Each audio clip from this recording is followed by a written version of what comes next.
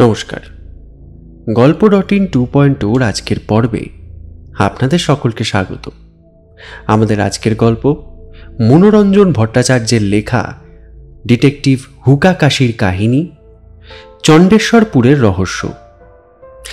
আমাদের চ্যানেলে মনোরঞ্জন ভট্টাচার্যের লেখা ডিটেকটিভ হুকাকাশির উপন্যাস ঘোষ চৌধুরীর ঘড়ি আমরা আগেই আপনাদের শুনিয়েছি।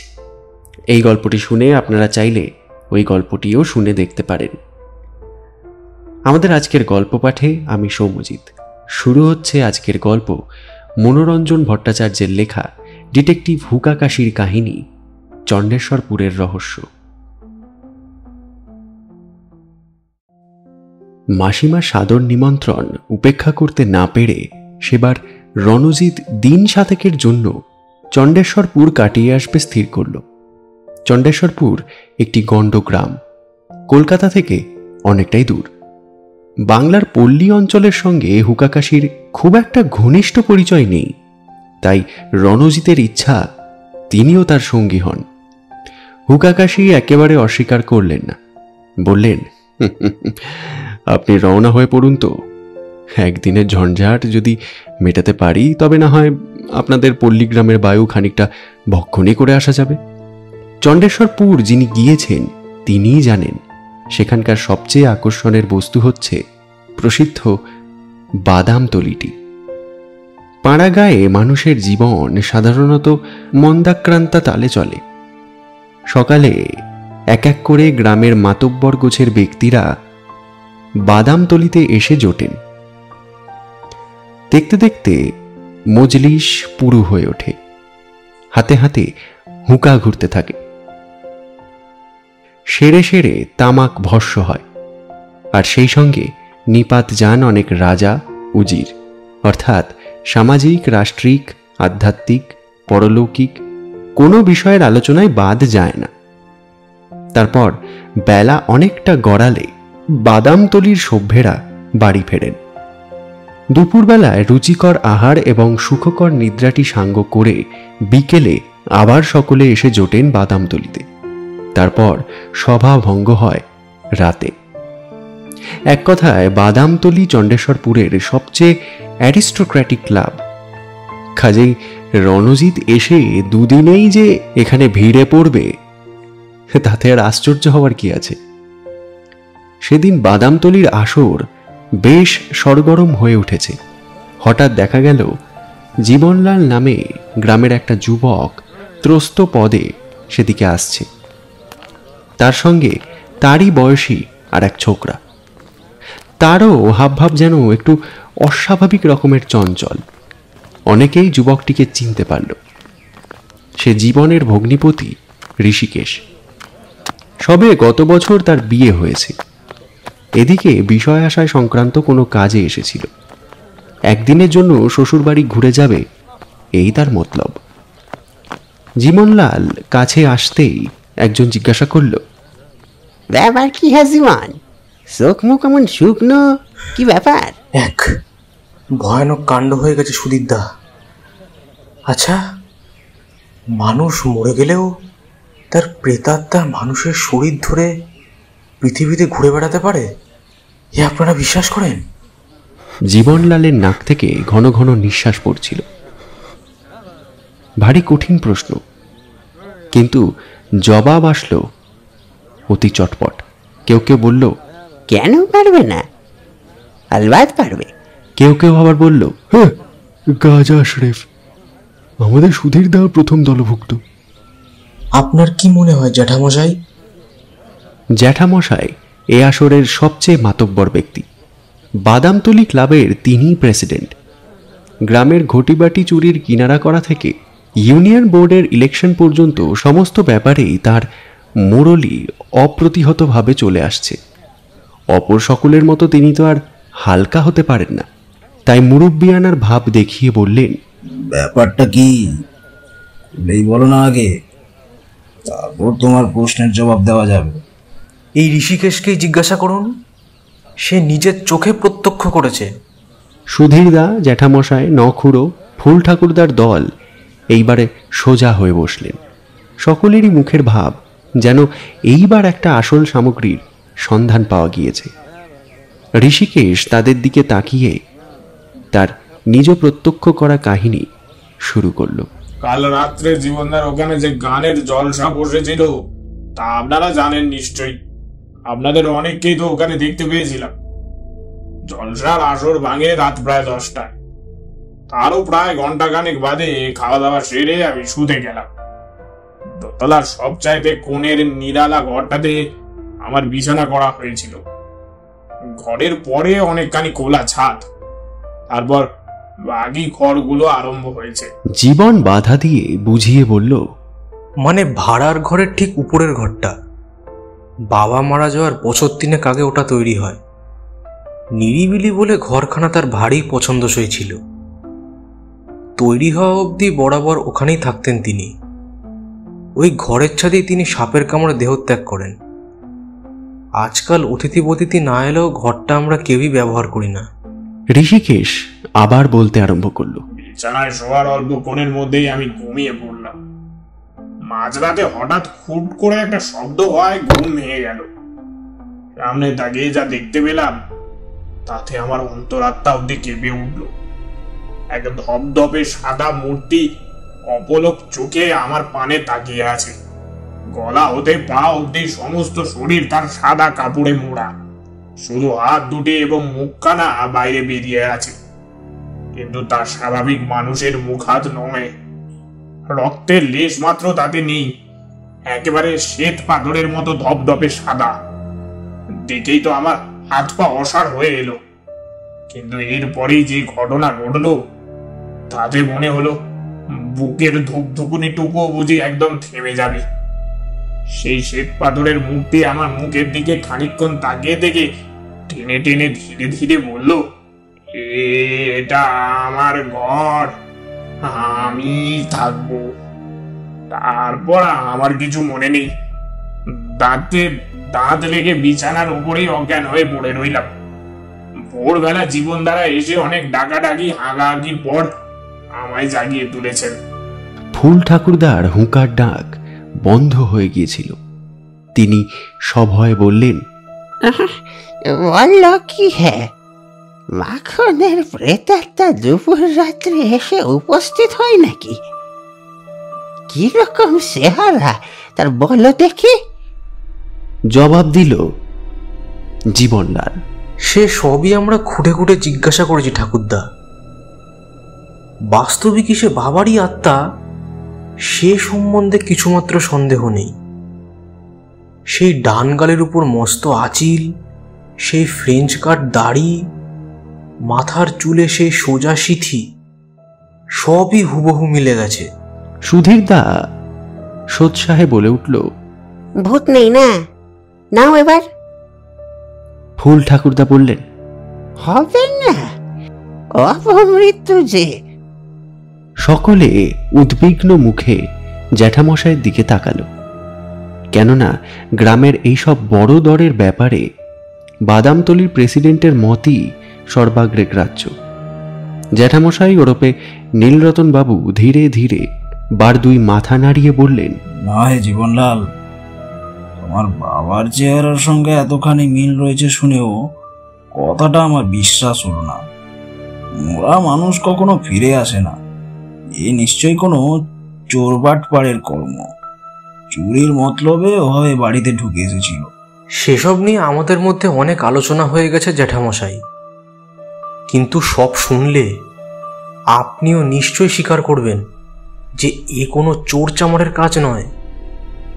বাড়ির অন্যান্য ঘর বাদ দিয়ে যে ঘরে চুরি করবার মতো কিছুই নেই, বেছে বেছে সেই ঘরটাতে চোর এসে ঢুকবে কি জন্যে?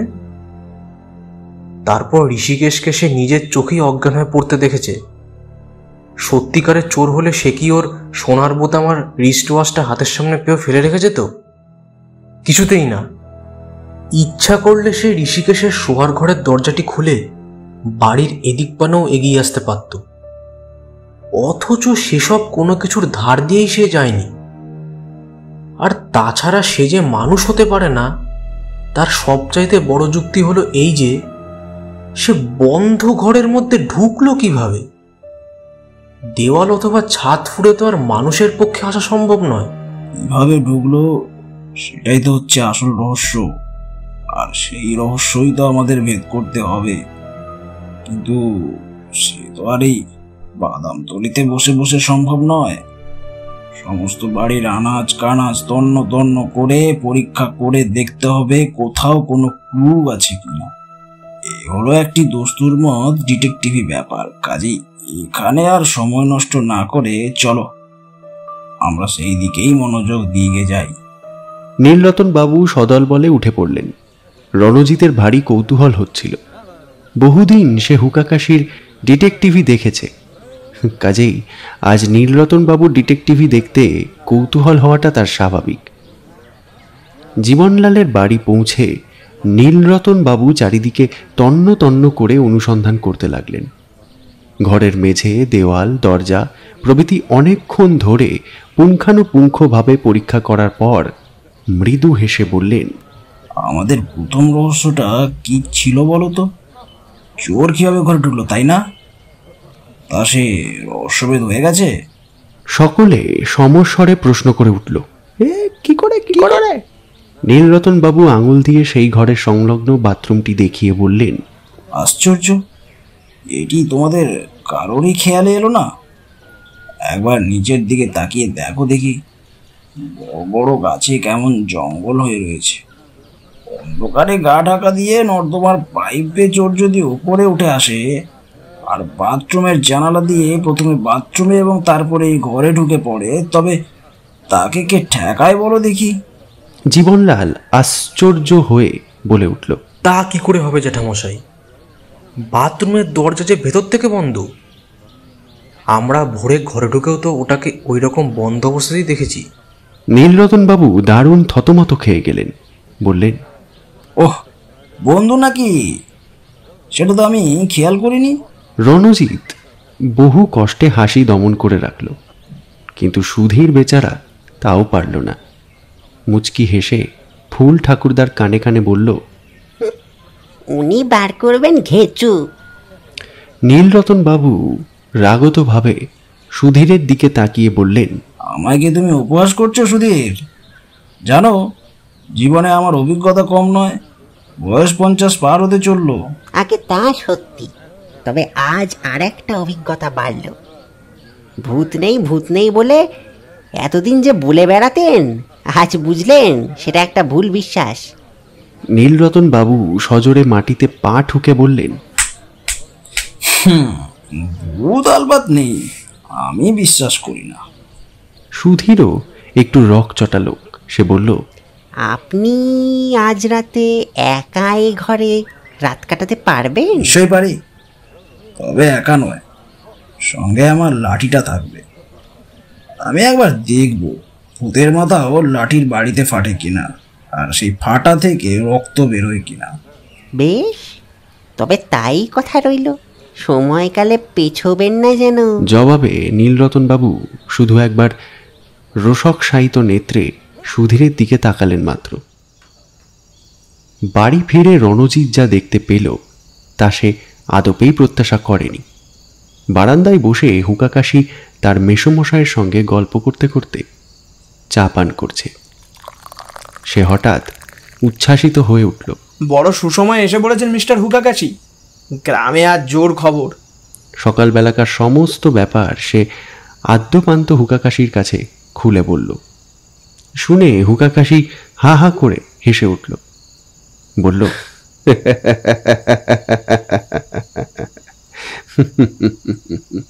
তাই বটে, সব কাজেই কিছু না কিছু বিদ্যে লাগে, বাদ শুধু ডিটেকটিভগিরিতে। এটা মানুষের একেবারেই বিধিদত্ত সম্পত্তি। কিন্তু ব্যাপারটাতে আপনার বিদ্যে একটু দেখাতে হচ্ছে তো। সুধীর ঠিকই বলেছে, নীলরতনবাবু রহস্য ভেদ করবেন ঘেঁচু। তা কি হয়? আমি হাজার হলেও বিদেশি লোক, অযাচিতভাবে এসব ব্যাপারে আমরাই বা কেন হাত দিতে যাব, আর ওরাই বা কেন তা বরদাস্ত করবে? ঠিক অযাচিতভাবে নয়, ও বাড়ির জামাই ঋষিকেশ কলকাতার ছেলে, আমায় দেখেই চিনেছে। ফুটবলের মাঠে নাকি অনেকবার দেখেছে। আপনার পরিচয় সে সবিশেষ জানে। আপনার এখানে আসবার সম্ভাবনা আছে শুনে অবধি সে ছটফট করে বেড়াচ্ছে আপনাকে দিয়ে ব্যাপারটার একটা কিনারা করিয়ে নেওয়ার জন্য। তা বেশ তো, আজকে রাত্রে আবার নতুন কি কাণ্ড ঘটে দেখাই যাক না। এত তাড়াতাড়ি কিসের? পরদিন ভোর হতে না হতেই গ্রাম ভেঙে লোক এসে জুটল জীবনলালের বাড়িতে। রণজিতের আগ্রহাতিশয্যে হুকাকাশিও এসে উপস্থিত হল। নীলরতন বাবু ঘুমাচ্ছিলেন, বাস্তবে কি ঘুমাচ্ছিলেন, অজ্ঞান হয়ে পড়েননি। লোকজনের চেঁচামেচিতে উঠে এসে দরজা খুলে দিলেন, বললেন, রাত 1টা পর্যন্ত জেগে দেখেও ভূতের দেখা পাওয়া গেল না বলে ধীরে ধীরে ঘুমিয়ে পড়েছিলাম। ওই সুধীর গেল কোথায়? কিন্তু তার হর্ষনাদ মেলাতে না মেলাতেই জীবনলাল সভয়ে বলে উঠল, এ কি, খাটটাকে এমনভাবে হাতুড়ি পেটা করে ভাঙলো কে? কাল রাতে তো এরকম ছিল না। এ কি, দরজা জানলাও দেখি বাদ যায়নি। হ্যাঁ, দেওয়ালেও। নীলরতন বাবু ফ্যাল ফ্যাল করে তাকিয়ে ঘরময় এক ধ্বংসলীলার চিহ্ন দেখতে লাগলেন। তার মুখে তখন আর রা নেই। সুধীর বিদ্রুপের হাসি হেসে বলল, কি জ্যাঠামশাই, এবার ভূতে একটু আস্থা আছে তো? সে কিন্তু দেখতে পেল না যে তারই ঠিক পিছনে দাঁড়িয়ে হুকাকাশিও কি একটা ছোট মতো জিনিস টুক করে তুলে নিয়ে নিজের জামার পকেটে রেখে দিলেন। নীলরতন বাবু ভাঙেন তবু মচকান না, বললেন, এগুত লোকে জেগে থাকলে আসতে সাহস পায় না, তাকে আমি তোড়াই কি আর করি? আমি ফের এই ঘরে রাত কাটাবো এবং চোখ বুজে ঘুমের ভান করে পড়ে থাকবো। দেখি কত বড় ভূত। না, বেঘরে প্রাণটা খোয়ানোই আপনার মতলব দেখছি। কেউ আর আপনাকে রক্ষে করতে পারল না। নীলরতন বাবু আবার রোষকশায়িত নেত্রে সুধীরের দিকে তাকালেন, তারপর জীবনের দিকে ফিরে বললেন, এ ঘরে অনেক নতুন ক্লু আমদানি হয়েছে, সেগুলি ভালো করে পরীক্ষা করতে হবে তো। সাবধান, কেউ যেন তাতে হস্তক্ষেপ না করে। এক্ষুনি এ ঘর তালা বন্ধ করে ফেলবার বন্দোবস্ত করো। কিন্তু ক্লু নিয়ে আস্ফালন করার স্বভাব যার কোনো কালেই দেখা যায়নি। রণজিৎ দেখল সেই হুকাকাশি সকলের অলক্ষ্যে মেঝে থেকে আবার কি যেন একটা কুড়িয়ে নিয়ে পকেটের মধ্যে ফেললে। সকলে বাড়ি থেকে বার হয়ে আসবার পর হুকাকাশিকে একা পেয়ে রণজিৎ জিজ্ঞাসা করল, কি কিছু আঁচ করতে পারলেন ব্যাপারটার? পেরেছি বই কি, 12 আনাই তো পরিষ্কার হয়ে গেছে। এখন শুধু ঋষিকেশ বাবুকে গোটা 2-4 কথা জিজ্ঞাসা করবার আছে। তা তিনি গেলেন কোথায়? ঋষিকেশ সাড়া পেয়ে নিকটে আসতেই হুকাকাশি তাকে সঙ্গে নিয়ে বাড়ির বৈঠকখানায় ঢুকলেন। রণজিৎ বাইরে দাঁড়িয়ে চিন্তা করতে লাগলো। এই অবস্থায় বৈঠকখানায় গিয়ে উপস্থিত হওয়াটা তার উচিত হবে কিনা, কিন্তু সে কিছু মীমাংসা করবার আগেই দেখতে পেল হুকাকাশি এবং ঋষিকেশ উভয়ে হাসতে হাসতে বাইরে বেরিয়ে আসছেন। বাড়ি ফিরে হুকাকাশি ধীরে ধীরে পকেট থেকে 2টো জিনিস বার করল। এগুলি আজ সে জীবনলালের বাড়িতে কুড়িয়ে পেয়েছে। প্রথমটি একতাল শক্ত পুডিং, অর্থাৎ যে জিনিস দিয়ে জানলায় এবং আলমারিতে কাঁচ লাগানো হয়। এ পুডিংয়ের তালটির একটা দিক কিন্তু কে যেন সযত্নে নানা রঙে লুকিয়ে রেখেছে। দ্বিতীয় দ্রব্যটি হচ্ছে খানিকটা সরু অথচ শক্ত সুতো, তারও আবার একদিকের মাথায় এবং তার অল্প নিচে 2টি গিট দেখা যাচ্ছে। হুকাকাশি একটু মৃদু হেসে সেগুলি দেখাতে দেখাতে বলল,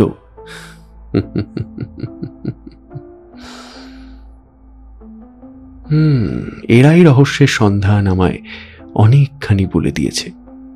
ভারী একচোখা তো দেখছি এরা, আমায় যে কিছুতেই বলছে না। বলবে বলবে, ক্রমে সবই বলবে। তোমার ম্যাগনিফাইং গ্লাসটা একবার বার করে রাখবে তো। খাওয়া দাওয়ার পর আমি একটু বেরোবো, তখন আর তোমাকে কষ্ট দিতে চাই না, কিন্তু রাত দুপুরে সজাগ থেকো। একবার ভূত দর্শনে রওনা হতে হবে। দুপুর রাত্রে রণজিৎকে সঙ্গে নিয়ে হুকাকাশি চুপি চুপি বেরিয়ে পড়ল। তারা থামল জীবনলালের বাড়িতে এসে। হুকাকাশির উপদেশ মতো ঋষিকেশ এবং জীবনলাল আগের থেকেই প্রস্তুত ছিল। চারজনে ধীরে ধীরে এসে উপস্থিত হলো ঠিক সেই ঘরটির সামনে, যেখানে আজ দুদিন ধরে এত বড় ভৌতিক কাণ্ডটা চলছে। চারজনেই স্তব্ধ হয়ে দাঁড়ালো, কারণ ভিতর থেকে অনবরত খটখট শব্দ আসছে। বেশ জোরেই আসছে। হুকাকাশি দরজায় করাঘাত করে বলল, নীলরতন বাবু, নীলরতন বাবু, দরজাটা খুলুন। তৎক্ষণাৎ ভেতরের শব্দ একেবারে থেমে গেল, কিন্তু নীলরতন বাবুর কোনো সাড়া শব্দ নেই। হুকাকাশি এবার আরো জোরে জোরে দরজায় ঘা দিতে লাগলো। তবুও নীলরতন বাবু যে জেগে আছেন তার কোনো লক্ষণই দেখা গেল না। ব্যাপার কি? ভূতে সাবার করে দেয়নি তো? হুকাকাশি এবার এমনই জোরে দরজা ধাক্কাতে লাগলো যে মনে হলো যেন কাঠের দরজা এক্ষুনি ভেঙে পড়বে। দরজাটা খুলো। সেই আওয়াজে অতি বড় কুম্ভকর্ণেরও ঘুমের নেশা চুটে যায়। নীলরতন বাবুরও গেল। চোখ রগড়াতে রগড়াতে নিদ্রালু চোখে দরজা খুলে দিয়ে তিনি বললেন, কে? ব্যাপার কি? চমৎকার অভিনয়ের ক্ষমতা কিন্তু আপনার, কিন্তু যে কাজটি শুরু করেছিলেন ছটপট আগে সেটা শেষ করে ফেলুন তো। নীলরতন বাবু একেবারে যেন কাঠ হয়ে গেলেন। সমস্ত মুখ ভয়ে তার সাদা হয়ে গেল। হুকাকাশি এইবারে হুঙ্কার ছাড়লেন, ধরুন শাবল। দেখছেন তো আপনি একা, আর আমরা দলে চারজন। জীবনলাল, ঋষিকেশ, রণজিৎ তিনজনেই একেবারে হতবাক। তারা বিস্ময়ে দেখল নীলরতনবাবু ধীরে ধীরে বিছানার ওপর থেকে শাবল নিয়ে আসলেন, কিন্তু বলে না দিলে এবং নিচের ধারালো দিকটা লক্ষ্য না করলে কে বলবে এটি লাঠি নয় শাবল? এমনই সুকৌশলে অস্ত্রটিকে রং করে নেওয়া হয়েছে। শাবলের সাহায্যে নীলরতনবাবু দেওয়ালের একটা বিশেষ জায়গায় খুঁড়তে লাগলেন। সেখানকার ফাঁপা ইট খসে পড়ল। তারপর সে ইটের অন্তরালে পাওয়া গেল ছোট্ট একটা কৌটো। হুকাকাশি কৌটোটা নিয়ে খুলে ফেললেন। ভিতর থেকে বেরিয়ে পড়ল একখানা অত্যুজ্জ্বল আসল মরকত মণি। নীলরতন বাবু পাণ্ডুর মুখে জীবনলালকে উদ্দেশ্য করে বললেন, বাবা জীবনলাল, আমি এবং তোমার বাবা দুজনার কেউই নিষ্পাপ নই। প্রথম জীবনে আমরা দুজনে একত্র বোম্বাইয়ে কাটিয়েছিলাম। সেখানে আমাদের প্রধান কাজ ছিল লোক ঠকানো ব্যবসা। তোমার বাবা কোথা থেকে এবং কি করে জানি না এই মণিখানা বাগিয়েছিলেন। আমায় বকরা দিতে অস্বীকার করে বসলেন। আমার বকরা মারা গেল। এদিকে মণি খোয়া যাওয়ার সঙ্গে সঙ্গে খবরের কাগজ মহলে একেবারে হুলস্থুল। থানায় থানায় খবর পৌঁছে গেল। তোমার বাবা বুঝলেন এখন ওখানা বিক্রি করতে গেলেই বিপদ। কয়েক বছর অপেক্ষা করতে হবে, যাতে ক্রমশ লোকে যেন ব্যাপারটার কথা ভুলে যায়। এরপরেই কোথায় যে সেটা তিনি লুকিয়ে ফেললেন, আমি আর তার কোনো পাত্তাই পেলাম না। তারপর তার মারা যাওয়ার অনেকদিন পরে সেদিন তোমাদের লাইব্রেরিতে বসে বসে বই ঘাঁটছিলাম। হঠাৎ তোমার বাবার একখানা পুরনো নোটবুক আমার হাতে এলো। দেখলাম সব পাতায় লেখা, শুধু মাঝের একখানা পাতা সাদা রয়েছে। আমরা পরস্পরের হালচাল সমস্তই জানতাম। বুঝলাম ওটা আর কিছুই না, অদৃশ্য কালিতে দুধ দিয়ে কোনো বিশেষ গোপনীয় খবর লেখা হয়েছে। পাতাখানা তখনই ছিঁড়ে বাড়ি নিয়ে এলাম। অল্প একটু আগুনের আঁচে ধরতেই দুধের লেখা ফুটে বার হলো। তাতে এ ঘরের পূব দিকের দেওয়ালের একটা বিশেষ জায়গার কথা লেখা আছে। ছাদ থেকে 6 ফুট নিচে, দেয়ালের বাঁ কোণা থেকে ডান দিক পানে 3 ফুট দূরে। বুঝতে পারলাম মরকতমণি কোথায় লুকোনো আছে। তারই বিষয় এটা একটা নোট। হুকা কাশি হেসে বলল, তারপর আপনি চালাকিটা খেললেন পাকা ওস্তাদের মতো। বাড়িতে বিশেষ অতিথি বিতিথি এলে তাকে ওই ঘরেই শুতে দেওয়া হয়, তা আপনার জানা ছিল। বাড়ির ছেলে বুড়ো মেয়ে পুরুষ সবাই যখন গানে মশগুল হয়ে আছে, তখন অন্ধকারে চুপি সারে সোজা এই ঘরে চলে এসে ওই বাথরুমটাতে লুকিয়ে রইলেন। জীবনে জোচ্চুরি বিদ্যাটা ভালো মতোই শিখেছিলেন। ভোল বদলাবার তাই নানান ফন্দি ফিকিরি আপনার জানা আছে। সাজ সরঞ্জাম লুকিয়ে সঙ্গে আনতে ভোলেননি। সেগুলির দৌলতে মুখের ও হাতের রং ধবধবে সাদা হয়ে গেল। চাঁচা চিবুকের ওপর ফ্রেঞ্চ কাট দাড়ি গজালো। টাকের ওপর সোজা সিথি কাটা পরচুলা উঠল, ঠিক যেমনটি মাখন বাবুর ছিল। তারপর খাসা ভূতের অভিনয়। ঋষিকেশ বাবু ওর শ্বশুরকে দেখেননি। ওকে ভাওতা দিতে আর কি। পাড়া গায়ে ভূতের ভয়টা একটু বেশি, তা আপনার অজানা নেই। কাজেই সবাই যখন বড্ড বেশি ব্যস্ত হয়ে উঠবে, তখন আপনি কৌশলে এমনই একটা অবস্থা সৃষ্টি করে আনবেন যাতে ভূত নেই প্রমাণ করবার জন্য সমস্ত রাত্রি এই ঘরেই আপনার স্থিতি হতে পারে। প্রথম রাত্রিটাতে আপনি আর আসল কাজটিতে হাত দিলেন না। লোক দেখানো লাঠি মানে শাবলটি সাহায্যে সমস্ত ঘরটা শুধু বেপরোয়া ঠুকে দিলেন। এতে করে এক ঢিলে দুই পাখি মারা পড়ল। দেওয়ালের ওপর শাবলের ঘা পড়লে বাস্তবিকই কেউ ছুটে আসে কিনা সেটাও পরখ করা হলো। আর প্রকারান্তরে সমস্ত গাঁকে জানিয়ে দেওয়া হলো যে এই ঘরটার ওপর ভূতের ভারী আক্রোশ। ভবিষ্যতে যদি দেখো দেওয়ালকে দেওয়ালই ভূতে ফুঁড়ে দিয়েছে, তবুও আশ্চর্য হলো না। সমস্ত আটঘাট বেঁধে আজ কাজে নেমেছিলেন। আপনার বিশেষ সুবিধা হয়েছিল এই যে ব্যাপারটা বিন্দু বিসর্গও কেউ জানত না। জীবনবাবুর বাবা সাপের কামড়ে হঠাৎ মারা পড়েন। মরকত মনির কথা ওকে বলে যাওয়ার অবসর পাননি তিনি। নীলরতনবাবু, আপনার মাথার বাস্তবিকই দাম আছে। বাড়ি ফেরবার পথে হুকা কাশি রণজিৎকে বলল, লোকটা সমস্ত চালাকি কি করে ধীরে ধীরে আমার চোখে খোলসা হয়ে গেল শোনো বলছি। ঘরে ঢুকেই আমার নজরে এলো পুডিংয়ের মতো কি একটা জিনিস মেঝের ওপর পড়ে রয়েছে। কিন্তু ভারী আশ্চর্য সেটা, কেননা তার একটা দিক সাধারণ পুডিংয়ের মতো, কিন্তু অপর দিকটা ঠিক নীলরতন বাবুর লাঠির সঙ্গে রং মিলিয়ে রং করা হলুদের ওপর ঘন ঘন লালের ছিটে। আশ্চর্য হয়ে তাড়াতাড়ি লাঠিটার নিচের দিকে তাকিয়ে দেখি সেখানে খানিকটা জায়গা ভেঙে গিয়েছে, আর ভেতর থেকে একটা শাবলের ধারালো দিক দিব্যি উকি মারছে। তার মানে এই যে শাবলের ধারালো দিকটাকে পুডিং দিয়ে ঠিক লাঠির মতো গোল করে নেওয়া হয়েছিল। ঠিক সেই সঙ্গে নীলরতন বাবুর চোখও সেদিকে পড়ল। চোখের পলকে শাবলের মাথার দিকটা নিচুতে আর নিচের দিকটা ওপরে এনে এমনইভাবে ওই জায়গাটাকে উনি হাতের মুঠোর ভেতর চেপে ধরলেন যে কোনো ক্রমেই আর কোনো দৃষ্টি সেদিকে যেন না পড়তে পায়। লোকটির এই লুকোচুরি দেখে গোড়াতেই যদি তার ওপর আমার একটু সন্দেহ জেগে থাকে, তবে কি সেটা খুব অন্যায়? এরপরেই একটা সুতো ঠিক ওর বিছানার নিচে দেখতে পাওয়া গেল। কি ধরনের সুতো তা তো আজ সকালেই তুমি দেখেছ। ব্যাপারটা তাহলে দাঁড়াচ্ছে এইরকম, লোকটা গোপনে একটি শাবল আমদানি করে এই ঘরে রাত কাটাতে এসেছিল। লোকে শাবল ব্যবহার করে কি জন্যে? নিশ্চয়ই কোনো না কোনো কিছু খোঁড়ার জন্যে। ওই ঘরে খোঁড়া চলতে পারে এমন কি আছে?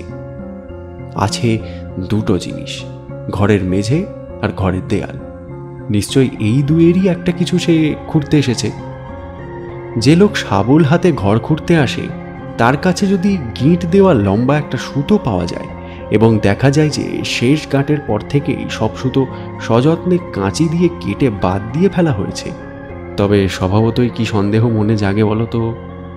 এই সন্দেহ যে কোনো বিশেষ জায়গাটি খুঁড়তে হবে। সেটি মেপে দেখবার জন্য ওটি একটি উপকরণ। হঠাৎ সেই সময় দেওয়ালের ঠিক আমার মাথার কাছটাতে নজর পড়তেই দেখতে পেলাম সেখানে কে যেন রুল পেন্সিল দিয়ে ছোট্ট একটা ক্রস এঁকে রেখেছে। এইটাই খোঁড়বার জায়গা নয় তো? দেখতে হবে তো। কথা বলবার ফাঁকে ফাঁকে নীলরতন বাবুর সতর্ক চোখ যে অনবরত খসে পড়া পুডিংয়ের টুকরোটাকে খুঁজে বেড়াচ্ছিল তাও লক্ষ্য করতে আমার ভুল হয়নি। তিনি যখন জীবনলাল বাবুকে ঘরটা তালাবন্ধ করে রাখতে হুকুম করলেন তখন তার আসল উদ্দেশ্য বুঝতে আমার বাকি রইল না। আর একবার ক্লু খোঁজবার অজুহাতে এসে ঘরটি তন্ন তন্ন করে দেখে যাবেন ওটা ওখানেই পড়ে আছে কিনা। ইতিমধ্যে ওটা আর কারোর হাতে এসে না পড়ে তাই তালাবন্ধের ব্যবস্থা। প্রথম রাত্রেই নীলরতনবাবু যে দেওয়াল খুঁড়তে আরম্ভ করেননি তাতে আমি একটুও বিস্ময় বোধ করিনি। সে রাত্রে তিনি শুধু ঘরটাকে শাবল পেটা করে কাজ এগিয়ে রেখে গেছেন। কি উদ্দেশ্যে তা আগেই বলেছি। আজকে দুপুরবেলা ম্যাগনিফাইং গ্লাস হাতে আমায় বেড়াতে দেখে তুমি বিস্ময় বোধ করেছিলে, কিন্তু এখন বোধহয় বুঝতে পারছো কেন আমায় ওটা সঙ্গে করে বেড়াতে হয়েছিল। নীলরতনবাবু যে আবার শিগগিরই ও ঘরে ফিরে আসবেন তা আমি জানতাম। যখন দেখবেন পুডিং নিখোঁজ তখন সতর্ক হবার উদ্দেশ্যে দেওয়ালের এক্স চিহ্নটাও তিনি মুছে রেখে যাবেন, কেননা এই অবস্থায় ওটা রেখে যাওয়া ভালো নয়। রাত্রে আসার পর ফের মেপে নিলেই চলবে। তা তিনি মুছুন, জায়গাটা সম্বন্ধে আমার একটা মোটামুটি ধারণা আছে। ম্যাগনিফাইং গ্লাসের সাহায্যে ঘষার দাগ বার করা খুব একটা শক্ত হবে না, কিন্তু সুতোটা সরিয়ে ফেলা বুদ্ধিমানের কাজ হবে না। নীলরতন বাবুকে তাহলে বড্ড বেশি সাবধান করে দেওয়া হবে। তাই ওখান থেকে বেরিয়ে আসবার আগে ঋষিকেশ বাবুকে একটু উপদেশ দিয়ে আসা দরকার হলো। সেটা আর কিছুই নয়, প্রথমত তাকে দিয়ে বাড়ির ভেতর থেকে গোপনে আর একটি ওই রকম সুতো আনিয়ে ঠিক প্রথমটার মাপে মাপে দুটো গিঁট দিয়ে নেওয়া গেল। তারপর ঋষিকেশ বাবুর হাতে প্রথম সুতোটা ফিরিয়ে দিয়ে বলে দেওয়া গেল যে নীলরতন বাবু ফিরে আসবার আগেই সেটা যেন খাটের পাশে তিনি ফেলে রেখে আসেন। এরপর আর বেশি কিছু বলবার নেই। দুপুরে এসে ম্যাগনিফাইং গ্লাসের সাহায্যে ঘষা জায়গাটা বার করতে আমার খুব একটা বেগ পেতে হয়নি, এবং সুতোর ওপরের গিঁটটা সেই জায়গায় রেখে যখন দেখা গেল তার অন্য দিকের মাথা ঠিক টাঁয়টয় ছাদ পর্যন্ত পৌঁছচ্ছে, আর দ্বিতীয় গিঁটটা রেখে যখন দেখলাম সুতোর অপর দিক দেওয়ালের বাঁ কোণে এসে থেমে যাচ্ছে, তখন হাতে নাতেই প্রমাণ পাওয়া গেল যে শাবল যেখানে লাঠির প্রতিনিধি সুতোও তেমনি মাপের ফিতের প্রতিনিধি। তারপর নীলরতন বাবু ও ভূতের প্রতিনিধি। তা তো তোমরা স্পষ্টই দেখতে পেলে। এই ঘটনার কিছুদিন পরে বোম্বাইয়ের একটা প্রসিদ্ধ সদানুষ্ঠানে কোনো অজ্ঞাত দাতার কাছ থেকে একখানা মরকতমণি উপহার আসলো।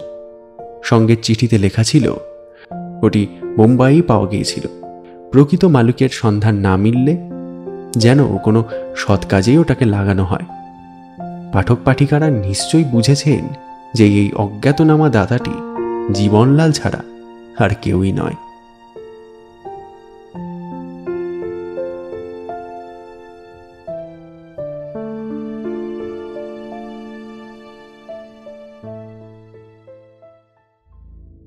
শেষ হলো আমাদের আজকের গল্প মনোরঞ্জন ভট্টাচার্যের লেখা ডিটেকটিভ হুকা কাশির কাহিনী চণ্ডেশ্বরপুরের রহস্য। আশা করব আমাদের আজকের গল্পটি আপনাদের ভালো লেগেছে। যদি ভালো লেগে থাকে অবশ্যই আমাদের চ্যানেলটি সাবস্ক্রাইব করবেন এবং কমেন্টের মাধ্যমে জানাবেন আপনাদের প্রতিক্রিয়া। ততক্ষণ শুনতে থাকুন আমাদের বাকি গল্পগুলো। ভালো থাকবেন, সুস্থ থাকবেন। ধন্যবাদ।